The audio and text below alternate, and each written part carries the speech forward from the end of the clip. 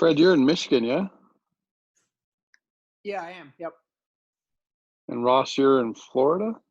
Yes, sir. Hey, Mark. Hey, everybody. This is Steve. How you doing? Hi. Happy Hey. Friday. Happy Friday.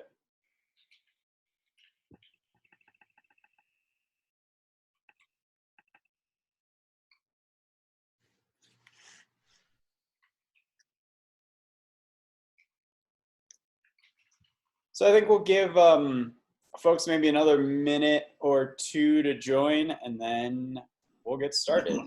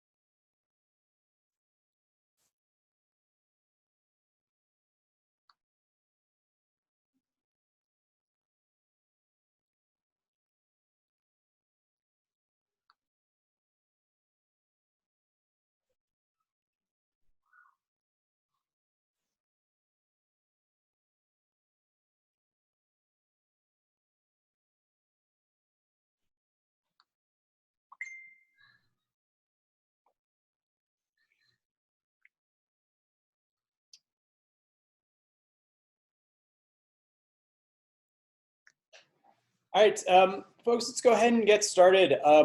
First off, I really appreciate everyone joining and taking some time to learn about RefUp.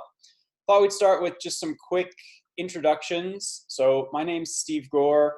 I am a referee out in Colorado. I've been refereeing for about 10 years or so. I've also served on the board of Rocky Mountain Rugby Referees for about 5 years, and it was during that time that started developing this RefUp platform. Mark? Sorry, I'm just sending a link real quick to Joe Rotherman. She's got the wrong one.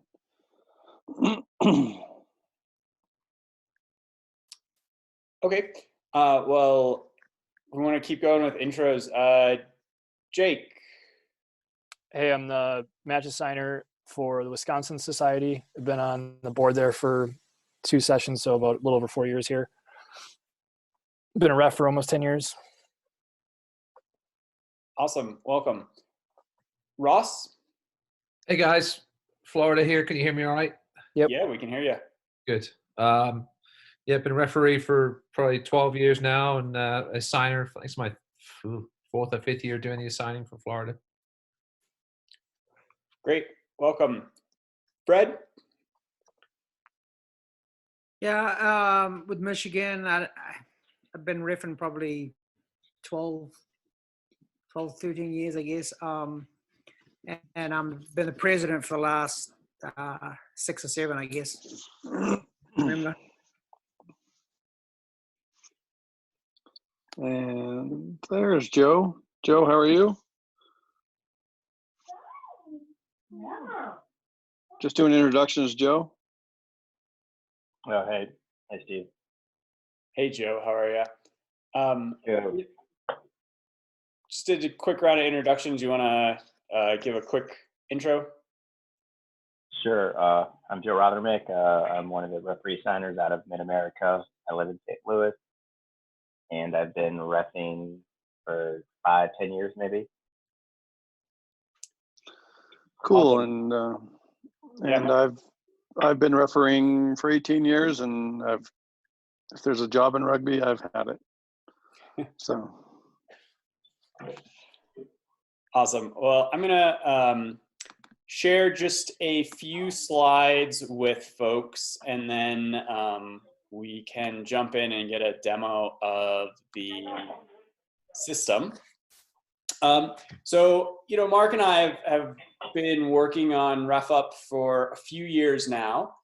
We started using it in Rocky Mountain last spring, did sort of a smaller trial of it through the spring, and then a full launch last fall, and then have been using it this year as well. Not really anymore, but we were using it.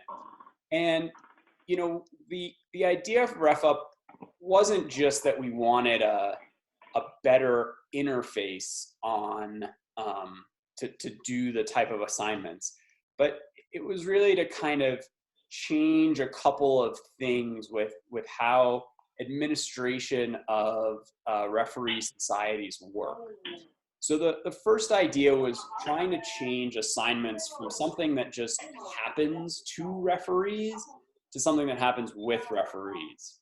So what we were finding in Rocky Mountain was that referees had very, very little input on their assignment. And what that was leading to in the short term was that referees were declining assignments and causing kind of extra work for us as we had to work around that. But then in the long term, we started to get referees that were frustrated with the process and ended up stopping being part of the organization. They felt like they weren't getting good matches, they weren't getting the matches that they deserved, and that all of the decisions were being driven by politics. And whether that's true or not, that was the feeling that that referees had, and as I said, it was driving people out of the organization. So what we wanted to come up with was a system where referees can have more input into the assignment process. And so with RefUp, referees actually choose or indicate which matches they're interested in, not just what days they're interested in. Referees can also indicate preference for matches. So they'd be willing to do any of these 6 matches this Saturday, but boy, they'd really like to do this particular match for whatever reason that is. And then with that, also giving referee societies the tools and kind of the guardrails to make sure that the right referees are refereeing the right matches. So we don't have someone unqualified doing a match, and we can handle situations like development opportunities, exchanges with other organizations, or playoffs where we as the society need to have a little bit more control. And then the second piece of it is, as the board of Rocky Mountain Rugby Referees, we were spending all of our time on the administrative side of things. So the allocations were taking hours per week for multiple people, and then the pain of clubs changing things at the last minute or adding a match at the last minute. The payment process required us chasing around different clubs a couple times a year. Referees were getting paid sort of sporadically. And I know with some organizations, referees are still paid with paper checks. And so it was a lot of work for a process that wasn't great. No one was really happy about it. So the other idea with RefUp is trying to change that and making the administrative processes faster and easier, so that we can do what honestly we're all interested in doing, right? I mean, we are all here, we're all involved in our referee societies because we're passionate about the game of rugby and helping to grow that and helping to grow referees. Certainly, like, I was part of the board because I wanted to help the organization, not because I was particularly passionate about QuickBooks accounting. I never finished dinner with my family and said, I can't wait to go bill some clubs. And so the idea behind RefUp is allowing us to get back to those core things that we are passionate about with the game of rugby. And RefUp does that through a lot of automation. Allowing clubs to enter their own matches and requests for referees, automatically making assignments, notifying officials, collecting match reports, charging the clubs, and also paying officials, all through an automated process. Now, I know that some of those things are different from how many referee societies work today. And certainly, people have reservations about allowing officials to select their own matches or have that level of input. People are nervous about, systems making assignments. And I think those are all very valid points. Our experience at Rocky Mountain has been pretty positive with that. We've still been able to cover all of our matches. And we've been able to kind of achieve some of the benefits that we've talked about here. So I'm going to switch now from these slides and actually jump in and start to look at the system. So the system's web-based. It works on a laptop or desktop, but it also works on a phone. And this is the view that a referee would see when they first log in. So we can see that I am logged in. I have some past matches up here that I have officiated and need to do some reports on. And then I have an upcoming match on the 4th, this Saturday, within the system. So this is sort of my dashboard. We also have some stats up here for referees as far as the number of matches they've done, their payments, some other pieces that we'll talk about as we go through this. We'll talk about reporting kind of after we go through how we get assigned matches. So to get a match, referees come into this section called My Offers, and they can see all of their eligible assignments. So as a referee society, you set up and say, hey, Steve is a level 6 referee and he can do these matches, and Mark is a level 5 referee and he can do these other matches. And then when referees log in, they see the appropriate matches here for them to indicate if they're interested in doing those. So this particular referee has said that they're interested in the Highlanders versus the Barbarians, and then also the Misfits versus the Springs on the 18th. For whatever reason, they don't want to go to Breckenridge, or they're not available for that. And then let's say, hey, we would also be interested in this game. So again, this referee is indicating which matches they are interested or willing to do on this day. And then they also have the ability to indicate kind of a preference or put weight behind different ones. So that's this drop down here. And what this is showing us is that this referee would prefer to do the Misfits versus Colorado Springs match. And so there's kind of an element of gamification in here, but just letting referees, again, have that input and a little bit more control over which matches they do end up getting. And I just saw a question come in. I'll answer it. Yeah, go ahead. Yeah, perfect. So Mark's gonna type that in, but the answer to that is really no. So the referees see the matches and then enter in, pick which ones they want here. I think one of the limitations around availability is that there's just not that much information that can be conveyed to the assigners, right? Like it's either kind of I'm available this day, or maybe it's I'm available in the morning or the afternoon. This lets referees communicate that information. Plus, if they're available for certain areas, or again, if they have preference for certain games. And then the system is able to take all of that information and all of those preferences and use that to make assignments. So about 2 weeks before the match, so tomorrow, these matches would be assigned based on the different referees that have indicated they're interested in refereeing those matches. And then the system will automatically, as I said, send out notifications to referees that they have won that match, and then post that information and those assignments online publicly so that everyone's able to see the assignments that have been made.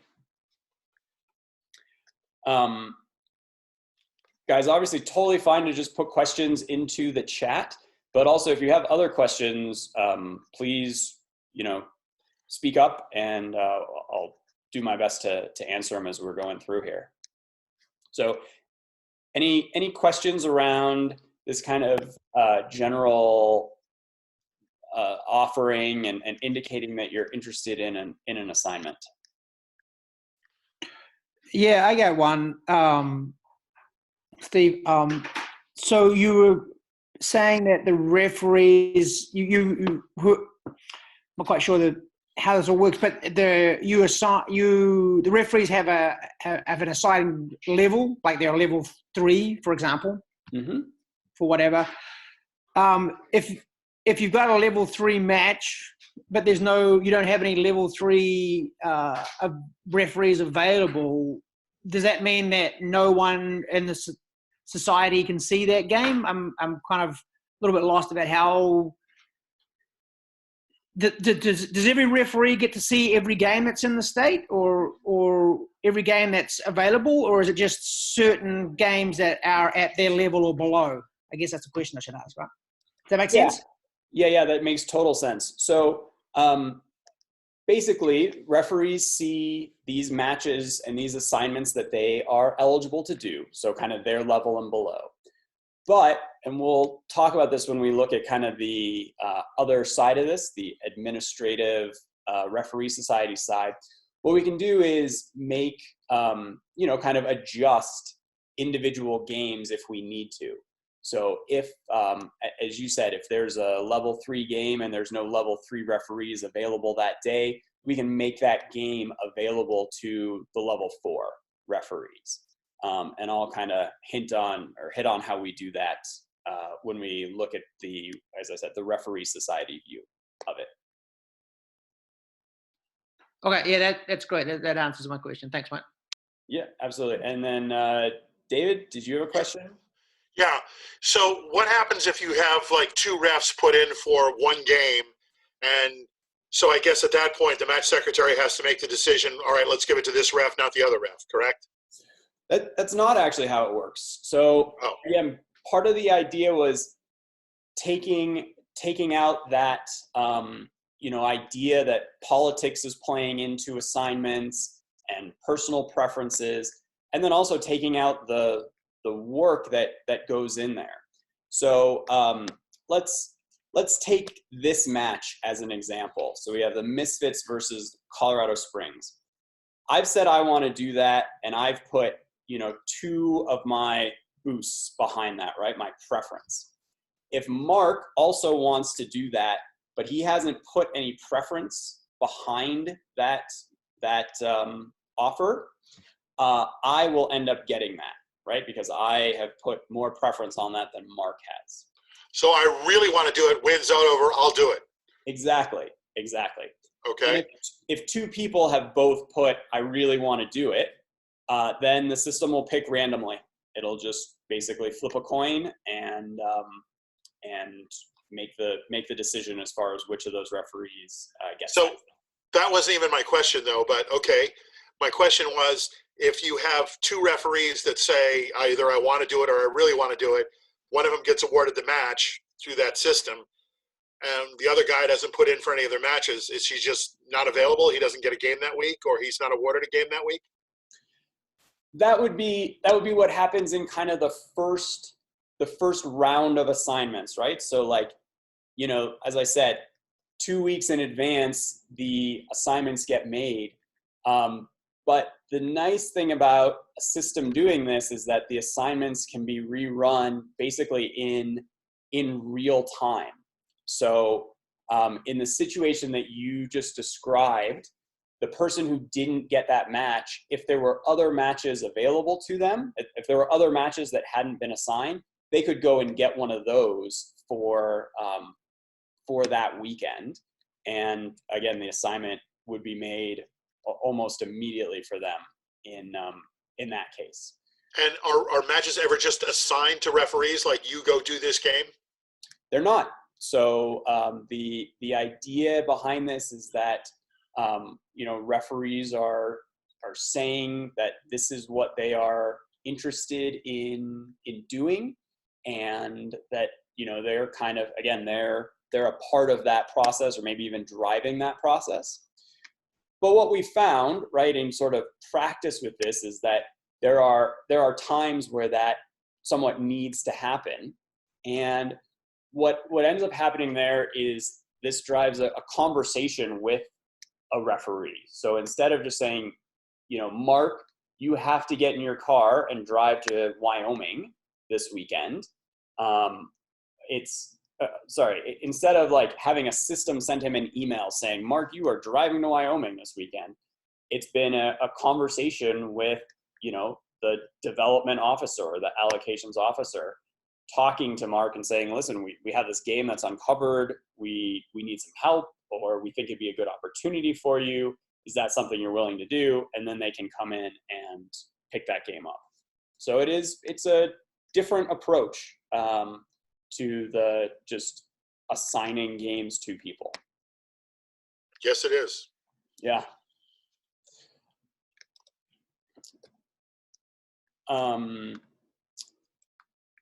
Other questions?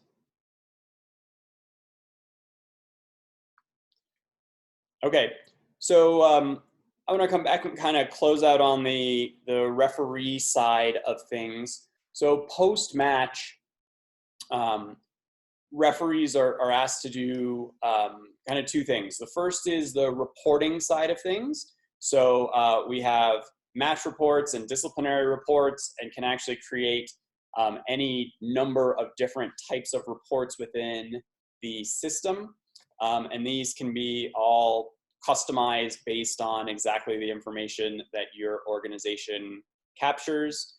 These can then be emailed out to a disciplinary committee or posted on a spreadsheet somewhere. So we can do all sorts of different things with the data that's collected here.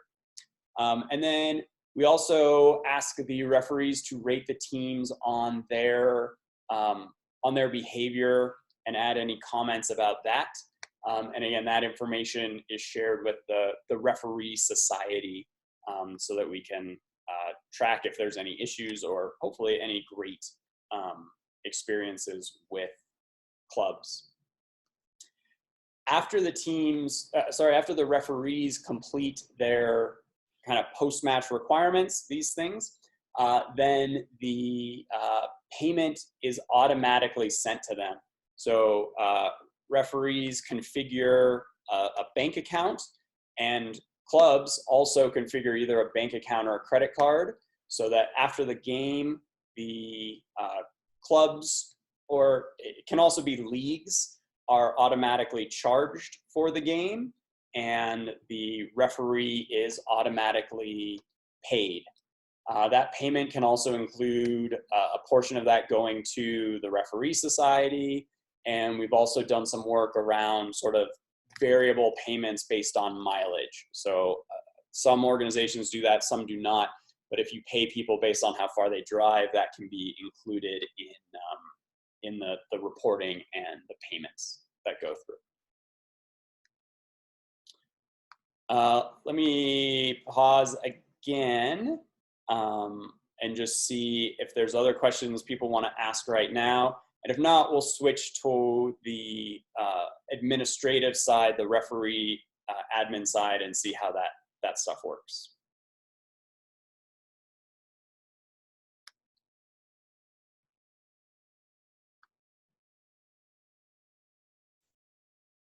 Okay, I'm gonna jump over. So on the administrative side of things, this is where referee societies or clubs or leagues are able to enter matches and request referees. So this shows kind of the full schedule of games that are in the system that are coming up, as well as what has been requested and what has been assigned. So for this Saturday, we have 2 different matches, and they've both been assigned. For next Saturday, we have a tournament. So the system also handles tournaments where, say, there's multiple center referees, and those have not yet been assigned. We can see that there's 2 people that have put offers in for those 4 spots. And then, the system also handles different types of referees. So center referees, assistant referees. We have a handful that are in here already, and we can customize this for different organizations. So if you have technical zone managers, TMOs, any of those different things, they can get added in here.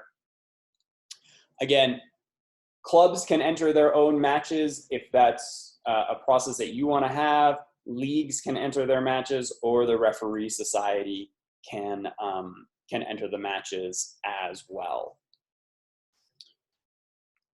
If someone who's not the society doing it, is there a way to like default in which roles come along with the game? Like, for instance, you pulled up, like, yours have center and assistant on it right now.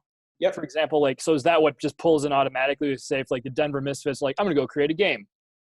Like, do they just get those, and can you control like which roles pop in?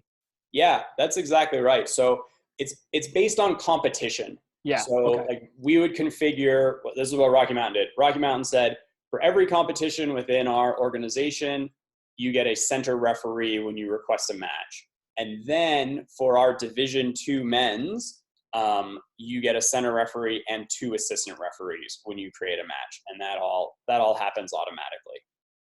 So like we can actually see that here. If we create a match with D2 teams, and they play at Pleasant View Soccer Fields. We'll do this for tomorrow. So this will come back with the, as you see, right? Like it just popped in the center referee and the assistant referees for us.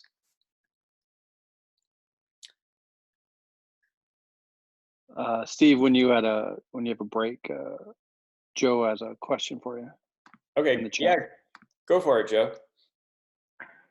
So I guess my question is, with the payment system, how does it go over with college teams that you're asking them to put a credit card or an automatic withdrawal on a bank account? Because a lot of the college teams we deal with are, the money's coming from the registrar's office. Yep. And they want us to invoice them at the end of the season. Yeah, great question. And this was one of the biggest concerns we had rolling this out in Rocky Mountain.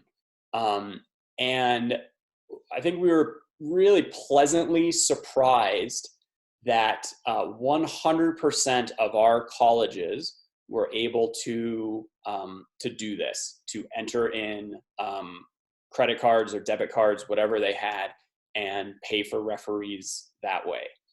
And that includes the U.S. Air Force Academy, which obviously has some different processes as a government Department of Defense organization. Again, we found that to be kind of better than we expected, that the students were able to work with their club departments and get a credit card number to put in. And then with that, whenever a credit card is charged, a receipt gets sent out to the contacts for that club, and that worked for all of the different colleges that we work with out here. there are also options to not charge the clubs directly. So if you were to run into, say, a college that just absolutely could not do that, you could configure the system so that that charge is made against the referee society, and then the referee society bills the club kind of per the normal process. Does that make sense? Yeah, that's good to hear that the colleges got on board with that. So can I address the college issue? Please. So the way it works in New York is that all the referees, you go, you fill out a form, and then the schools pay the referees directly at some point later on by check. That's the way we've always done it. And, for the most part, the colleges are pretty prompt about paying. This throws a whole new wrinkle into the system. What is your feeling about how you made the conversion to what you did to this, and what do how do you think it's going to work for us? It's hard for me to say how it would work for you guys, and that's a different process than we were starting with here at Rocky Mountain, right? So the process before this was referees submitted the paperwork, the referee society paid the referees, and then the referee society went and charged the colleges. So it sounds like for you guys, the colleges are paying the referee directly. That's right? Yeah, they're basically independent contractors. Yeah. So. And it's less paperwork for the union and for the society. So. Yeah, I mean, I would imagine that the colleges and the referees would be open to moving to this type of a system where the colleges don't have to have, hey, great, we had 4 games this season, we had 4 separate referees, we have to get 4 different people into our accounting system and pay them, and then those 4 referees have to go through that process. It would basically be that the college has to get RefUp into their accounting system, and then the referees have to register through this for all of their matches. So I would imagine that people would be open to that, and that it would simplify the process that's there. But it certainly would be a change, and I think it's a good kind of just point to bring up is this is a change, and change can be challenging, and this is beyond just, hey, we're using a different website, right? This is some of our processes are changing, and that's that was something that was also a challenge at Rocky Mountain, was getting through that. I think it took some time and some work, but well, if Air Force did it, I'm sure Army can figure it out, so that's helpful. Yeah, well, and that's the perfect line to use with them, right? Right, sure. Yeah, absolutely. Good. Other questions on the processes and stuff here, and then the next piece we'll look at is kind of how those levels and things get set up. Yeah, Steve, I got a quick question for you, mate. Yeah. So the payment system, I go into a match for Oakland University, for example. Mm-hmm. And then I enter my information.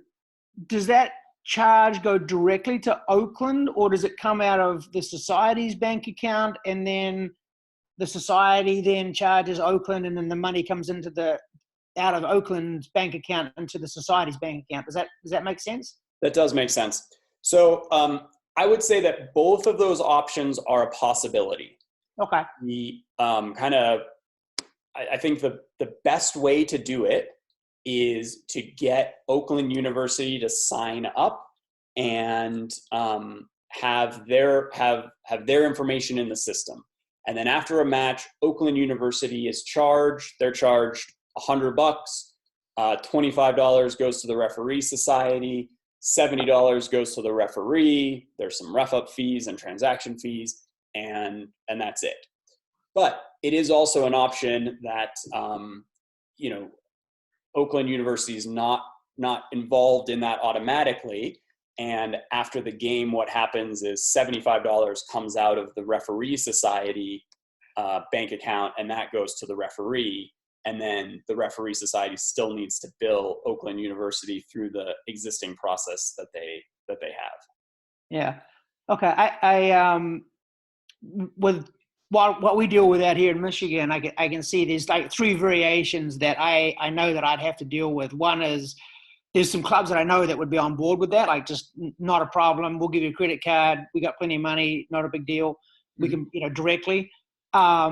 I guess my question is the system, and it sounds like it is. It's flexible enough to do, you know, like Oakland, for example. They don't, the university, it's just a club side with them, and they really struggle every year to, you know, I'm still waiting for payment from last year. They say, well, I got to wait for the kids to come back to school and yada, yada, yada. And then, so it would have to be like, we would pay the referees, and then we'd chase up Oakland later on. And then also we've got, you know, Davenport University, the men and the women. I know for a fact that they won't, because we've already tried this. They want an invoice at the end of the year. You know, we've asked their billing office just wants one invoice end of the year, and then they send us a check. There's not a big deal about that. But I see those three distinct ways that we've got to get, and is the system flexible enough to be able to do that? Yep, exactly. Okay. It is flexible enough to handle all those situations. Okay, I guess that's the answer to my question. Thanks. Yep, great. Okay, wonderful. Can we just talk a little bit to David about just some club fees and whatnot, because he's had quite a bit of questions. I just want to make sure, David, do you have any questions or anything on payment, or kind of how it works with New York, or how it could possibly work for New York? If No, I mean, your system is completely different than ours. Yeah. In terms of ref payment. So that's the way you guys do it. So no, I get it. So each ref has to set up an account that links to RefUp. The team pays through RefUp, and it eventually goes into the referee's pocket. So if I was doing it for us, for example, I guess I would have to set up a system, and correct me if I'm wrong, team pays the ref through the system, and it goes directly into the ref's pocket. That's what we would set up if we were to do that way. Is that possible? Yeah. So I think you can. So if you wanted to, you can charge the teams whatever and pay the refs whatever, obviously. Right. And then that's how we at Rocky Mountain. I know we don't really charge a team dues per year or whatever. We do, but then all the dollars that the ref makes of the game go directly to them. So there's two payments every team makes: a dues at the beginning of the year for all their active teams, and then a per game fee. And the society is not involved in the per game fee unless some cheap bastards don't pay, and then they get the heavy hand of me chasing them down for the money. Yeah, and then with this system, obviously, we don't need that heavy hand anymore, because you don't pay, then you don't get a ref. It's not even a thing. Is like, if you don't set yourself up to payment, you're not going to get a ref. So, right. Yeah. Okay, cool. I just wanted to make sure. I think so. This system can handle it so that a payment would be made from a team, and that payment would go directly into that ref's account, right? Correct. Yeah. Okay. Yeah. All right. Thanks, Mark. Great. Any other questions on, kind of this side of the process, payments, anything like that? All right. So I just want to shift a little bit and kind of talk about those different levels that we started to talk about from a referee perspective. So we have referee pools, and it certainly makes sense to do this by level, but it doesn't strictly have to be level. We can create as many of these pools as you want and call them anything that you want, and then put referees into these different pools. And then as an organization, you come in and choose which of your referee pools are allowed to, officiate which role in each competition. So only my level 5 referees can be a center referee for our D2 and our Mountain League. 5 and 6 can be assistant referees. We have no in-goal judges, and only our coaching pool can be the referee, can fill the referee coach role that we have. So this is completely configurable by each organization, and you can change it whenever you need to. And then you can also control kind of people moving between these different pools, and people can be a multiple. So like I can be a coach and a level 6 referee here. So this sets up kind of the, I would say the baseline eligibility for different assignments. But, we know that different things will come up. So there may be a development opportunity where we say, hey, this Boulder versus Denver Harlequins game, that would be great for a developing referee, someone who's just at that cusp, to be able to do that. So as a referee society administrator, I can come in and I can say, great, this guy, Bob, who isn't normally allowed to be a part of that, they wouldn't normally see it, I can make them able to see that. And now that shows up on their list and they can go and select it. So that's kind of our development opportunity option. The other side of that is we can say, hey, there are games that maybe we know it's going to be a really tough game, or it's a playoff game, or we want to reserve it for an exchange. So we can flip this little switch here, and now the only referees that will see this match are the ones that we pick here. So in this case, we're not going to say our potentially developing referee can do it, but Dan, and maybe we'll say Eric could do it as well. And so for those, more challenging or those specific situations, as the society administrator, we can still control to a very fine degree who is able to officiate those matches. So I think we kind of touched on that a little bit when we were looking at it from the referee side. This is the way that gets managed from the administrator side. Any questions on kind of that functionality? Hey guys, is there a spot where you can put that a referee has a relationship with a club in this system? Yeah, so we don't have that yet. It's something that we've talked about through the work with Rocky Mountain. So I think that's something that may be coming in here, but today we don't have that built into the system. I never leveraged that in Who's the Ref. I'm curious, what does it get used for? Well, so he can't referee his own game. So like say I have a relationship with Glendale Raptors, and I used to play for them, or I used to coach them, or whatever. It wouldn't be fair to the Misfits if I went and refereed Glendale versus the Misfits, right? And I think we have a couple referees like that, and they brought that up, and we're just like, okay, well, for now, don't bid on that game. And it's just kind of self-disciplined.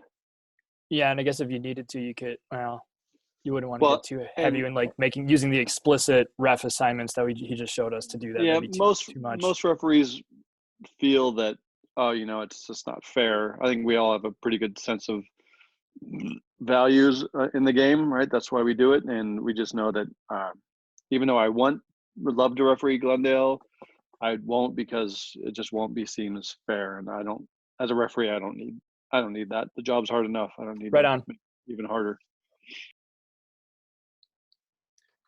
Yeah, cool. Thanks, Mark. Any other questions here? I think, just a few kind of maybe miscellaneous things, but some of the things that you'd expect out of a system, right? So we can come in here from the referee society perspective, and we can see all of the payments that have been sent, when they were sent, what match they were sent for. And then as a referee, you see this as well. So you see all of the payments that you have gotten. We also can go, kind of historically and look back at the different matches that have occurred. And we can also look back at, say the reports that have been filed for those. And again, the report data can be kind of extracted from the system through emails, through spreadsheets, through a bunch of different tools to get folks the data that they need there as well. And that's kind of the overview demo of the system and some of the processes that we've put in here. Again, open it up for any questions either on these specific things or generally, around the technology or our experience. Yeah, I had a question. Please. Can you put stuff in like, I want to know how many matches everybody did. Can you get like, Dave Martin did 20 matches, Mike Delano did 15. Can you set up stuff like that? And can you set up like how many people gave out red cards this weekend, or how many red cards were given out on a certain weekend or day, or anything like? Can you do stuff like that? Specifics? Yeah, absolutely. So there's a couple ways that we can do that right now. One is like we can create reports that get updated automatically through the system that can, could highlight exactly those things, right? The number of matches per referee over a period of time. Sure, red cards, yellow cards, like that sort of thing. So we can do that, and those, again, like we share this report with you, and you're able to see that update in real time. There's also, again, all of this data in here, we can extract that. And so what we've seen, again, at Rocky Mountain is there's a handful of things that we wanted to see every week, like those things that you just mentioned. But there's also the like end of season things, or the kind of preparing for the AGM. And there's maybe some different reports that need to come out there. And again, we can create those and get that information to you.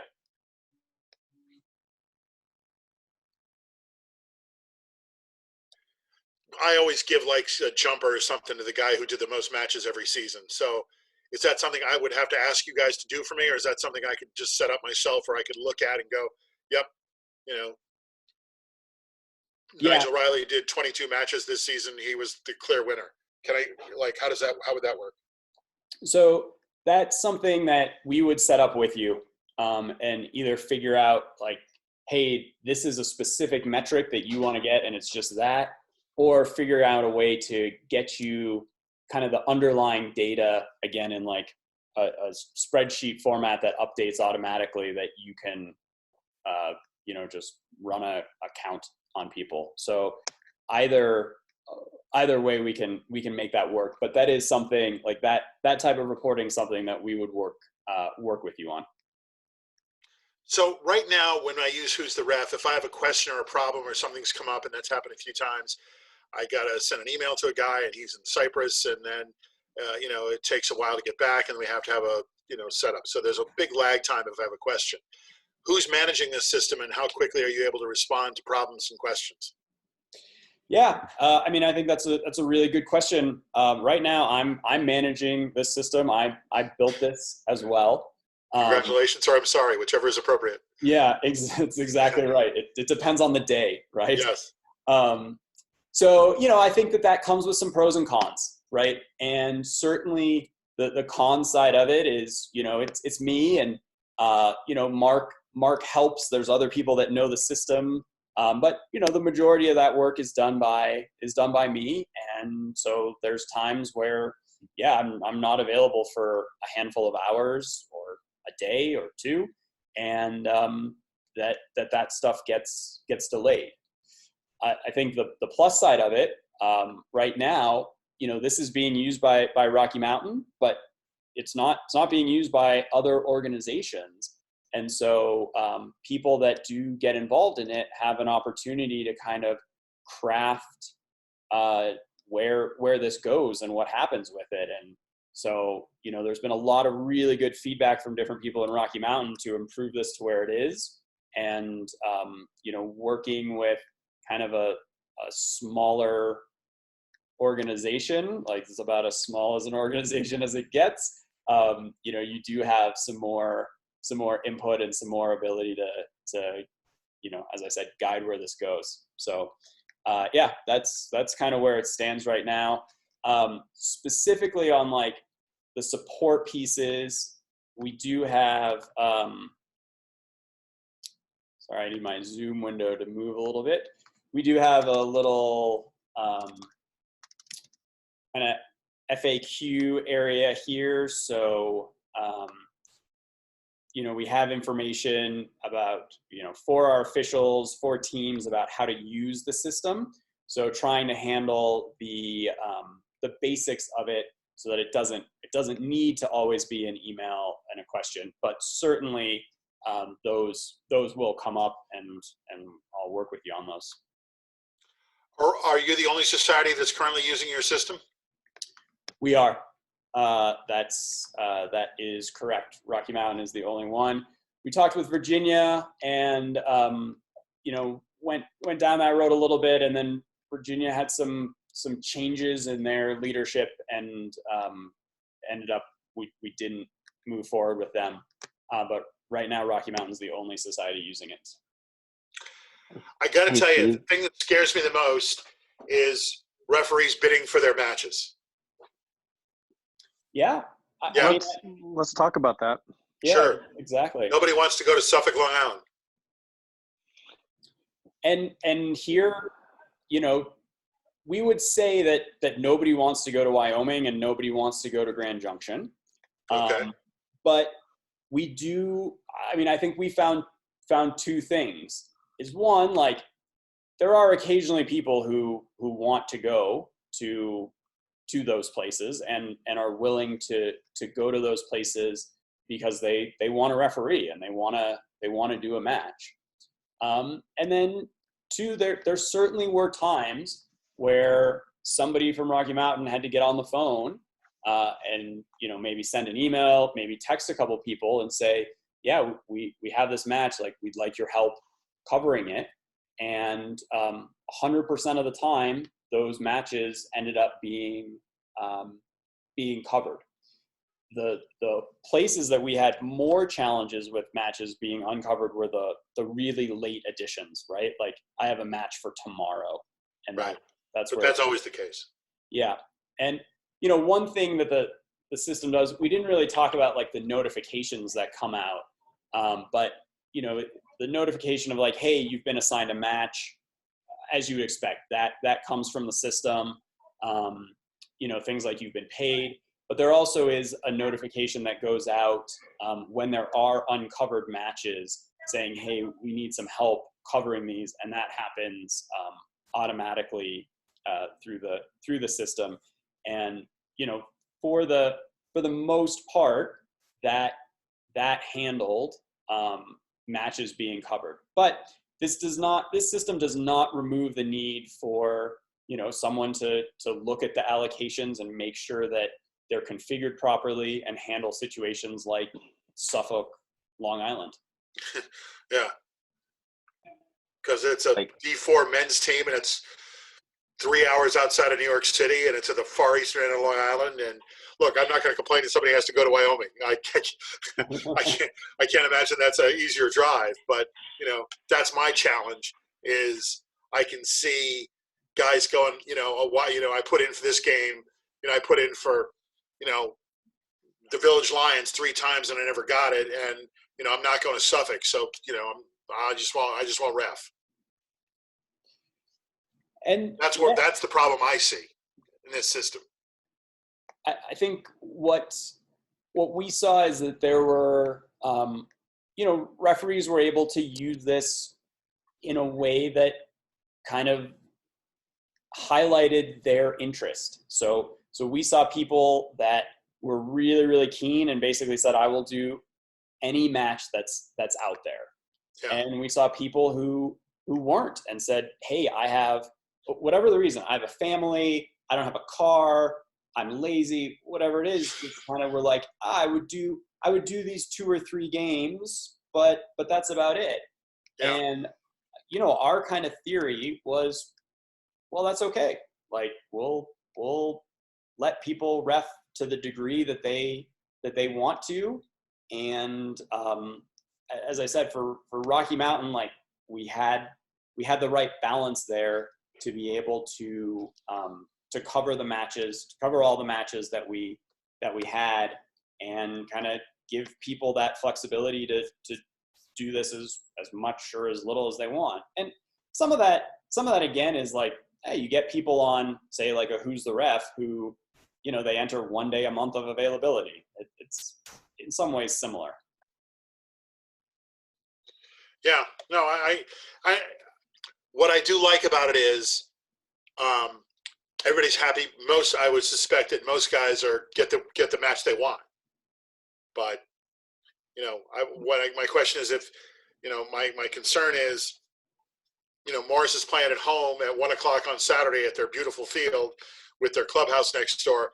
You know, everybody's going to want to do that game. And so, you know, they want to do that game, but they don't want to go to South Jersey, or they don't want to go to Bayonne, and they don't want to do Bayonne with the goose shit at 11 o'clock in the morning. So they say, screw it. I just, you know, if I can't get that game, I don't want to do it. You know, was that an issue that you thought about or had to deal with? Yeah. When we first rolled this out, I also thought, like, oh, well, we're going to have so many matches uncovered because no one wants to go to Grand Junction. No one wants to go to Steamboat. No one wants to go to Laramie. And what we found is, like, people want to ref. They want to do it. And the problem we had is, like, I'm not getting games, I'm getting frustrated, versus, hey, I just want a game. I want to go out there and ref. We've had more people just wanting to ref than it would be than, like, oh, I'm not going to Bayonne for the goose shit or whatever. So, and if we didn't have those referees available to do that, then that would be a red flag to our recruitment and retention guide. We need to get more refs or train more refs, right? Or it's just like maybe that, you know, you have a level 8 referee who would love to go to Bayonne because that's a level 7 game, and they would love the opportunity to do, because all I'm doing is high school boys B-sides, and I would love to go do a D4 men's call. However it works, right? So there's definitely systems where you could adjust it. And then again, like, we've often had to, like, okay, well, Dave, it's your turn in the barrel. You got to go to Bayonne. Would you mind stepping up for that? And well, I'm the president, yeah. so there's nobody for me to complain to. Yeah, well, I mean, however that works, like, yeah, no, I understand. Yeah. Okay. Cool. So I do want to be respectful of everybody's time. It's we've been here for just about an hour, but I'm also more than happy to stay on and keep answering questions from folks. So certainly, if anybody needs to drop off, again, thank you so much for attending and hearing about this. And if you are dropping off, we'll follow up by email. And if you have other questions, please, let's stay on and keep going through them. Hey, Steve, I did have one question. Please. What kind of cost are you looking at to charge other societies? Like, is it a one-time fee or like an annual subscription? Yeah, good question. And I totally should have covered this. So the pricing is all done per match or after the match happens. So again, the typical, at least the model that we're doing here, is the teams are charged directly after every match, and RefUp takes $3 from that charge. And then there's also a transaction component for, like, the payment processor that's on top of that. And then the rest of that is sent to the referee and to the referee society. So as a referee society, you never you're never going to write a check to RefUp. You don't have to, sign a contract with us. It's all based on how much is used, and it just comes out of those charges that we process as part of the service. And so I guess for the cost of that, was that reflected in what you're charging the teams per match then? Yeah, exactly. So, if we look here, this 126.81, this is not what we would really set up to charge a team. But this basically includes the payment that gets made to the referee, the payment that gets made to the referee society, the $3 that comes to RefUp, and then the transaction fees around that as well. So okay. The clubs or the leagues or whomever's entering this information sees what they're going to pay. And then on the referee side of it, you'd see $75 or whatever that amount is that you make off of the game. All right, cool. Does it take $3 from tournaments as well? Yep, correct. Again, that's sort of the standard pricing that we've come up with. And so for the tournaments, it would be $3 per referee. But I don't know, I guess like maybe tournaments, like there's options for some non-standard pricing if we need to go that way. But kind of the starting point is $3 per referee. So can I walk through just how that payment structure would work? Because I'm different than what you folks are. Yep. So let's just, for easy math, I need to put $100 in each referee's pocket. So what would those charges be? Okay. So I think in your situation, what we would do is basically it's $100 to the referee. So it's $103 with our fees. And then let's just say it's 2% as well for the transactions. And it's somewhere around there. It's actually like, if you go into the help desk, there's some information on the pricing there, but so that ends up being just over $105. Call it $105.25. And that is what would be charged to the clubs. And then that $100 would go to the referee. And then New York Society you would collect your dues per year or per season through your normal process. Right. So each team would get charged, again, easy math, $105 for the match. You take your $2 for the transaction fee plus the $3 for the user fee, and that's how you get paid. That's exactly right. Okay. And do the clubs have to pay anything for this? Nope. They they just pay the $105 for the match. Okay.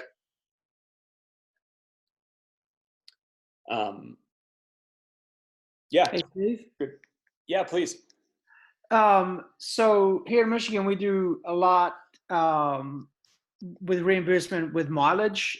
You got something set up where guys can enter in how far they traveled? Is that part of the system? Yep.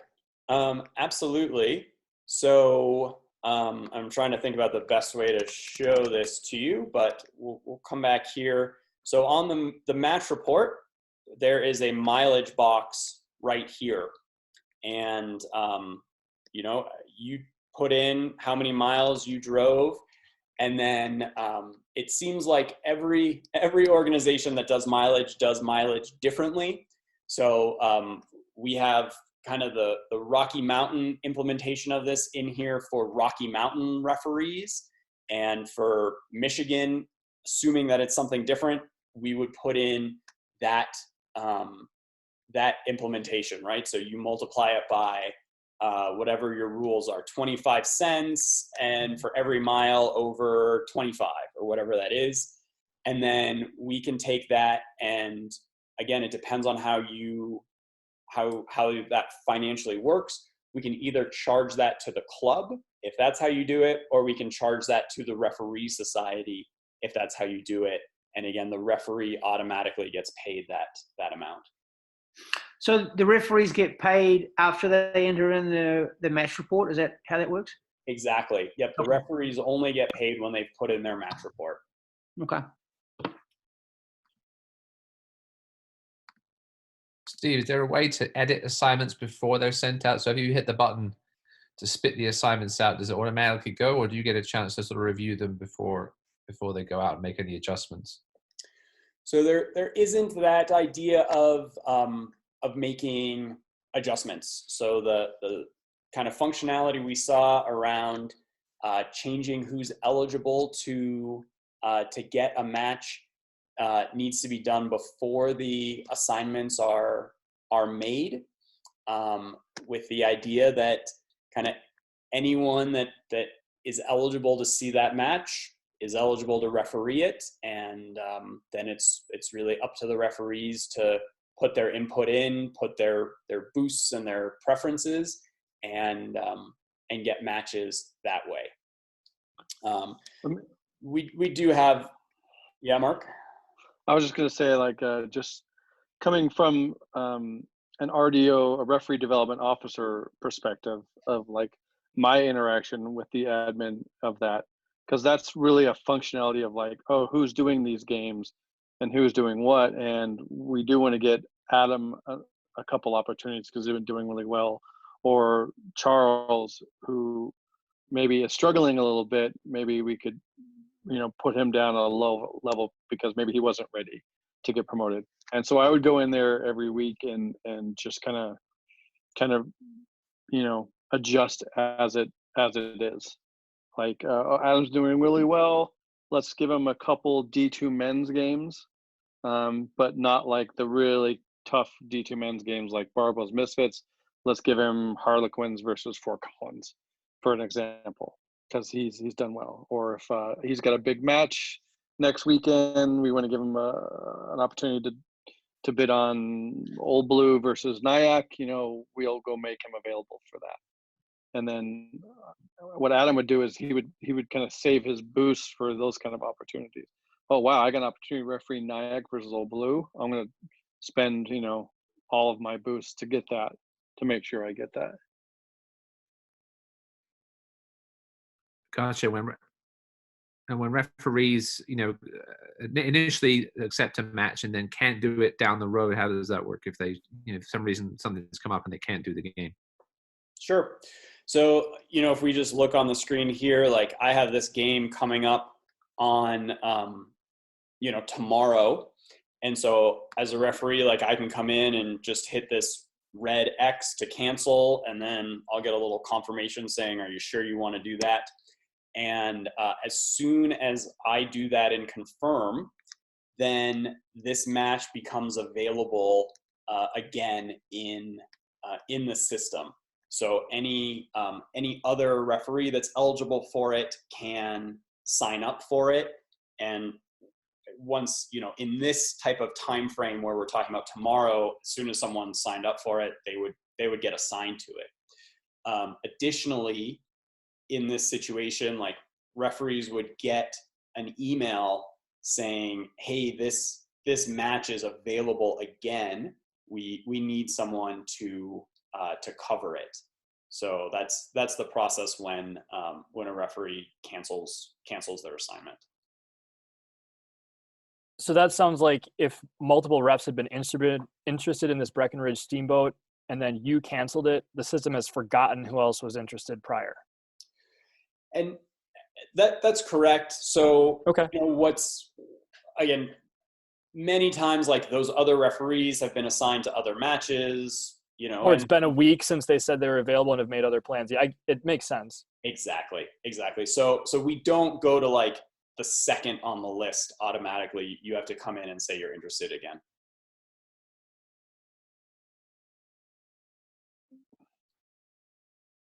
Yeah, and obviously we just tell the referees if something comes up, let the EC know as well, or our ops person or whatever. Just kind of, so that's not happening all the time. And if it would be happening all the time, like Adam's canceling his games every Friday because he has a hot date, then we would have to have a talk with Adam from an RDO perspective. Okay. I was hoping it'd be a little less hands off than that, but kind of related. What did I want to say? Is there a way to see? Hold on, let me think of what I wanted to say. Come back to me. Okay. Well, while you're doing that, I'll just point out another thing that it's somewhat related to that is, we have this little star up here.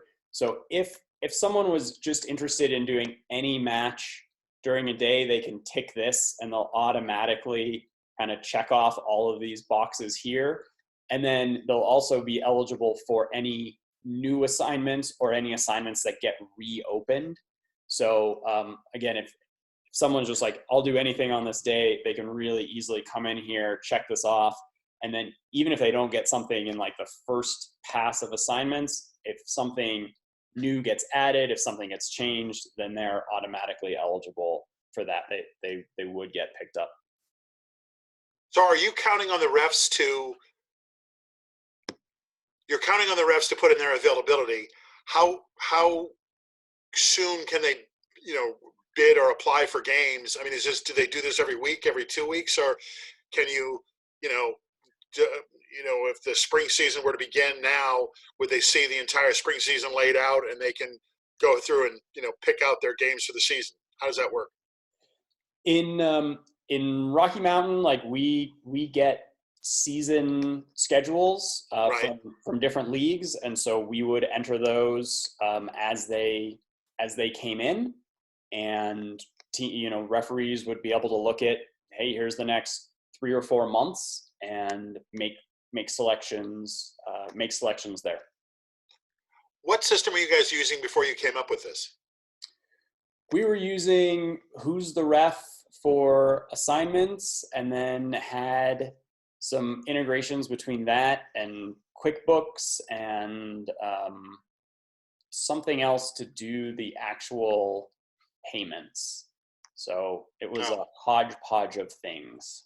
And I think we were using Google Sheets for availability, which no one, the bane of every referee assigner ever is get your availability in, right? Yeah. Like, everyone please go log in, go fill it out, and then this just takes it away. There's also a feature, like if there's a match at 11, and then there's an AR at 3 and maybe a coach at 5. So maybe like for me personally, like there's a D4 men's match that I can go to, and then I want an assistant referee for the WPL, and then I want to coach something for a high school game. You can go and select like 3 things, these little blue boxes. You can say I want to bid on this game, and this game. Okay. And that would let you bid on every one of those. How are what's in the blue box determined? It's the other Things you picked? assignments that you've ticked on for that day. Yeah, we've had a couple referees. Sorry, but a couple referees like one to referee back to back. Yeah, and we're like, oh, that's like, we had 2 playoff games, and they're like, yeah, I want to do both of them. We're like, yeah, that's not quite great for the teams. So and as the RDO, I was like, why don't you just pick one and then we'll let the other one go. Even as assistant refereeing 2 games in a row is very taxing mentally. Everyone thinks they can go do it and whatever, but it's very tough to do. So I would just like let other people bid on that once they were awarded it. So yeah, as the RDO, I would go in and check it like weekly, and just to see like, how are the referees doing, who's refereeing, like who's out there doing it, and who should I focus on for coaching and assign coaches to, which we haven't really talked about. That we can address that if you want as well, but it has that functionality as well. You had a question? I interrupted you, sorry. No, I'm good. I was wondering what's the value like what does grouping them do then if? Yep. So, so normally, like if these are ungrouped, I'm going to get one assignment per day, right? Like I'm either going to get this match or this match or this match. So when you group them, like when I do this, now I'm either going to get this match by itself or both of these matches together. Okay. And that's an example of something that like we have some information on the little help desk and the FAQs about how that works in more detail. Hey guys, I got to go. This has been really helpful. I really appreciate it. Thanks, Mark, for the email, and I'm sure we'll be in touch. Yeah, thanks, Dave. We'll follow up. Thanks, guys. Be safe. Be safe. We're trying. Yeah. All right, I got a couple questions. So Yeah. for notifications, it sounds like those are email. Is that the only option? Yeah, right now it's just email. I think be interesting to look at like text or ultimately an app to do notifications. But yeah, today it's email. Makes sense.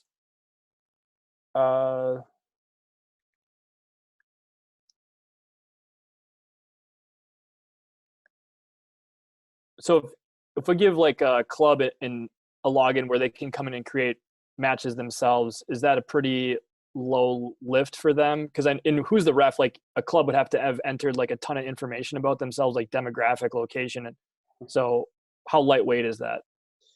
Yeah, it's I mean, let's look at it, right? So I can log in as a club. Basically, I need to have put in a credit card or a bank account in here.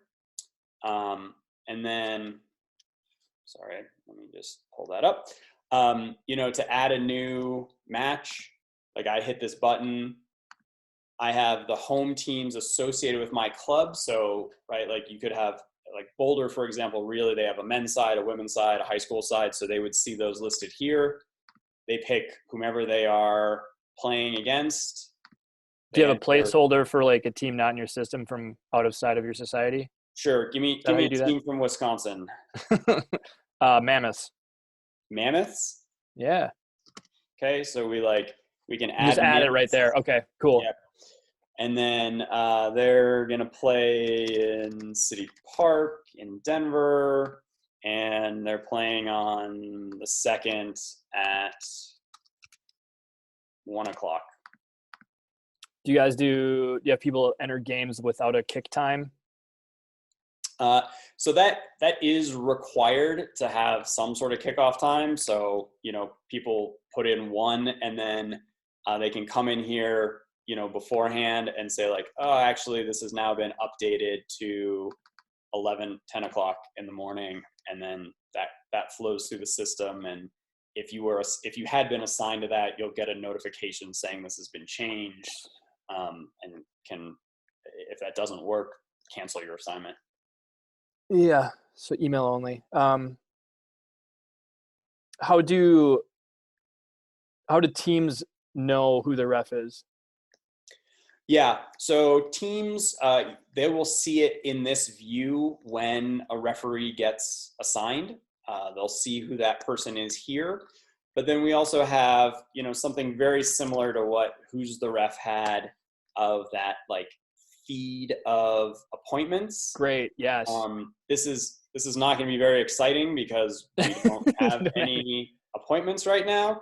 But, this comes, and this was like actually designed to look like Who's the Ref. So this comes out of RefUp, and it would have the official here.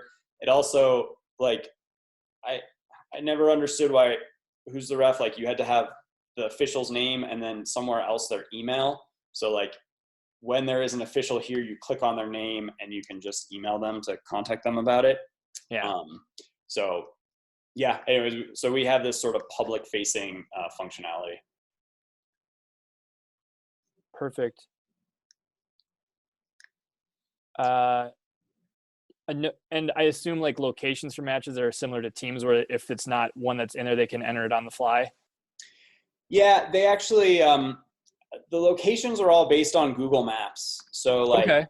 you know, I don't know, what's a field in Wisconsin or a park in Wisconsin? Yeah, you do Wisconsin Rugby Club. Wisconsin Rugby Club. Yep.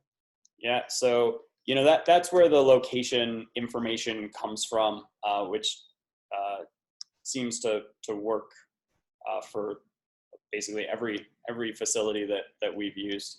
Yeah, and that'll solve the problem. Like, because who's the ref? You had to like build them, and it's like, so then if it wasn't there, anyway. Moving on.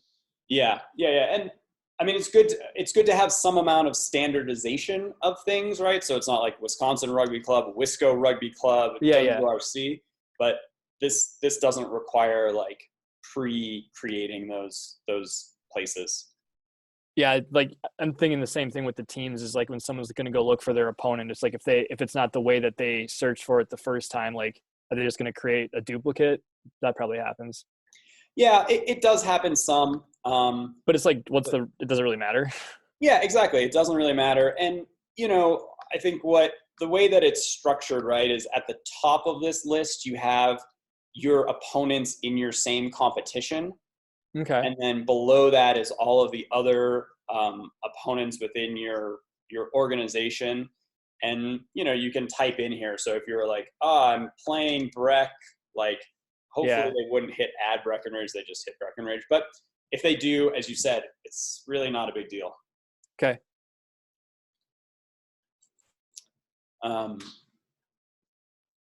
Cool. I think any other questions for right now? Do you ever have a situation where, like, end of the match, the ref submits that stuff, and like that account, if it's a checking account, doesn't have the funds in it to pay that ref? We did have that happen once. I think it wasn't exactly that. It was like the card expired. Mm-hmm.